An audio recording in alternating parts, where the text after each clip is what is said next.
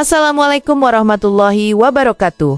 Sahabat Ruang Hikmah yang dirahmati Allah, semoga Allah senantiasa melimpahkan rahmat, kesehatan, dan keberkahan kepada kita semua. Pada kesempatan kali ini, kita akan merenungkan sebuah tema yang sangat penting, yang sering hadir dalam benak setiap manusia, terutama saat ia sedang ditimpa musibah. Pertanyaan itu adalah, apakah musibah yang menimpa kita merupakan tanda kasih sayang Allah, ataukah ia merupakan azab darinya? Pertanyaan begitu mendalam, sebab kehidupan manusia tidak pernah lepas dari ujian. Ada yang diuji dengan kehilangan harta, ada yang diuji dengan sakit, ada yang diuji dengan kegagalan, bahkan ada yang diuji dengan kemewahan. Semua ini menimbulkan kebingungan, mana yang disebut cobaan penuh rahmat, dan mana yang disebut azab. Sebagai hukuman, Allah sudah mengingatkan dalam Al-Quran, Surat Al-Ankabut ayat 2, apakah manusia mengira bahwa mereka akan dibiarkan hanya dengan mengatakan kami beriman, sedang mereka tidak diuji?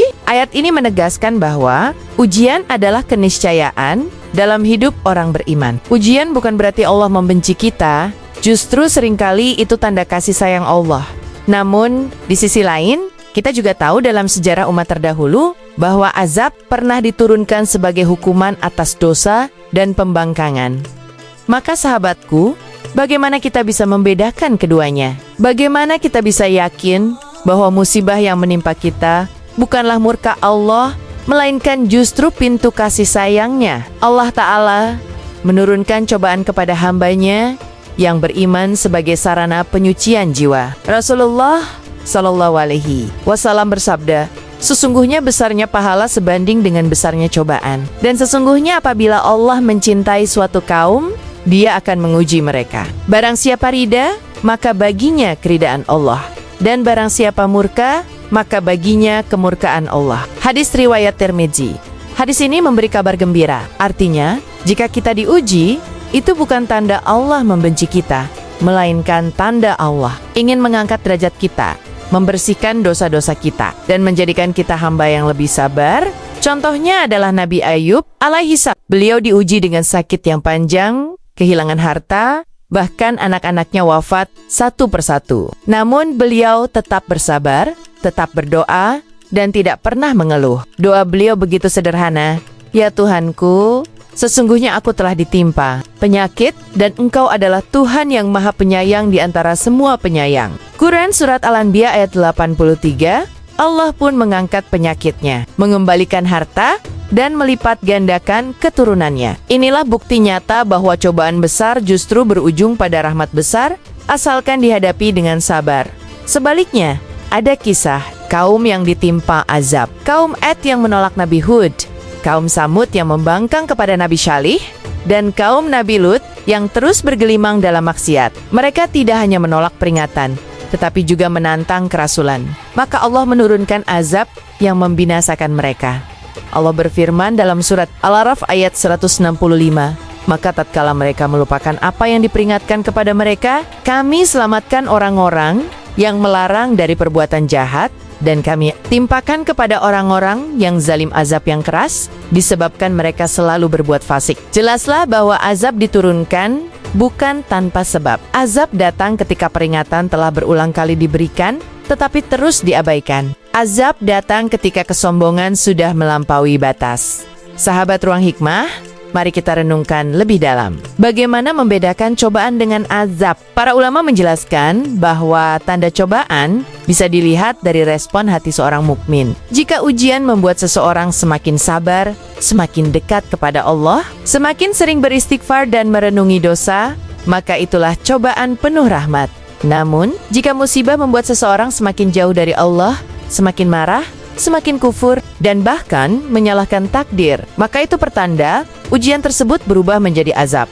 Dengan kata lain, bukan jenis musibahnya yang menentukan, tetapi respon hati kita. Sakit bisa menjadi cobaan penuh rahmat, tetapi juga bisa menjadi azab. Harta bisa menjadi ujian pembersih dosa, tetapi juga bisa menjadi hukuman. Semuanya bergantung pada bagaimana kita menyikapinya. Rasulullah Shallallahu Alaihi Wasallam bersabda, tidaklah seorang mukmin tertimpa suatu musibah, walaupun hanya tertusuk duri, melainkan Allah akan menghapus sebagian dosa-dosanya atau meninggikan derajatnya karenanya. Hadis riwayat Bukhari dan Muslim. Maka jangan pernah meremehkan ujian sekecil apapun, bahkan rasa sakit kecil atau kesedihan sederhana yang kita alami bisa menjadi jalan penghapusan dosa jika kita menerimanya dengan sabar. Mari kita belajar dari kisah para sahabat. Umar bin Khattab radhiyallahu anhu pernah berkata, "Tidaklah musibah menimpaku melainkan aku mendapatkan 3 nikmat darinya. Pertama, musibah itu tidak menimpa agamaku. Kedua, musibah itu tidak lebih besar dari yang menimpa orang lain. Ketiga, aku yakin di balik musibah itu ada ampunan dari Allah." Inilah cara orang-orang beriman memandang musibah dengan kacamata syukur dan ridha. Sahabatku, dunia ini bukan tempat bersenang-senang. Dunia adalah tempat ujian. Allah berfirman dalam surat Al-Mulk ayat 2, yang menciptakan mati dan hidup untuk menguji kalian. Siapa di antara kalian yang paling baik amalnya? Artinya, hidup kita hanyalah ujian. Dan musibah hanyalah salah satu cara Allah menguji kita. Maka jangan sampai kita salah mengira bahwa musibah selalu berarti azab. Bisa jadi, justru itulah tanda Allah ingin menguatkan kita. Namun, kita juga harus berhati-hati. Jangan sampai kita tertipu dengan nikmat yang banyak, lalu lupa bahwa nikmat pun bisa menjadi azab. Ada istilah istidraj, yaitu nikmat yang Allah berikan terus-menerus kepada orang yang durhaka, sehingga ia semakin jauh dari Allah, sampai akhirnya Allah timpakan azab yang dahsyat. Rasulullah bersabda, "Apabila kamu melihat Allah memberikan kenikmatan dunia kepada seorang hamba, padahal ia bergelimang dosa, maka itu hanyalah Hadis riwayat Ahmad. Maka jangan salah sangka, musibah bisa jadi rahmat, sementara nikmat bisa jadi azab terselubung. Semua kembali pada hati kita. Sahabat Ruang Hikmah, dari semua ini kita bisa mengambil pelajaran bahwa kunci menghadapi musibah adalah sabar, ridha, dan istighfar. Saat diuji, jangan buru-buru menyalahkan keadaan, apalagi menyalahkan Allah. Justru jadikan ujian sebagai kesempatan untuk kembali, bertaubat, dan memperbaiki diri. Renungkanlah, mungkin musibah itu cara Allah menghapus dosa yang kita lupakan. Mungkin itu cara Allah mendidik kita agar lebih kuat. Mungkin itu cara Allah menyelamatkan kita dari azab akhirat yang jauh lebih pedih. Rasulullah Shallallahu Alaihi Wasallam bersabda, apabila Allah menghendaki kebaikan bagi seseorang, maka Allah akan menimpakan musibah kepadanya. Hadis riwayat Bukhari. Betapa indahnya janji ini. Musibah bukan berarti Allah membenci kita, tetapi justru Allah sedang menyiapkan kita untuk derajat yang lebih tinggi di sisinya.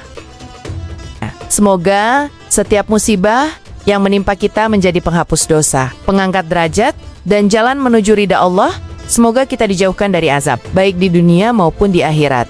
Dan marilah kita selalu berprasangka baik kepada Allah, sebab Allah sesuai dengan prasangka hambanya. Jika kita yakin musibah ini adalah tanda cinta, maka insya Allah itulah yang akan kita dapatkan. Semoga narasi ini memberi ketenangan hati, menambah iman, dan membuat kita lebih bijak menghadapi ujian kehidupan. Jangan lupa untuk terus mendukung channel ini dengan cara like, share, komen, dan subscribe, agar semakin banyak saudara kita yang mendapat pencerahan dari kisah-kisah dan hikmah Islami. Wassalamualaikum warahmatullahi wabarakatuh.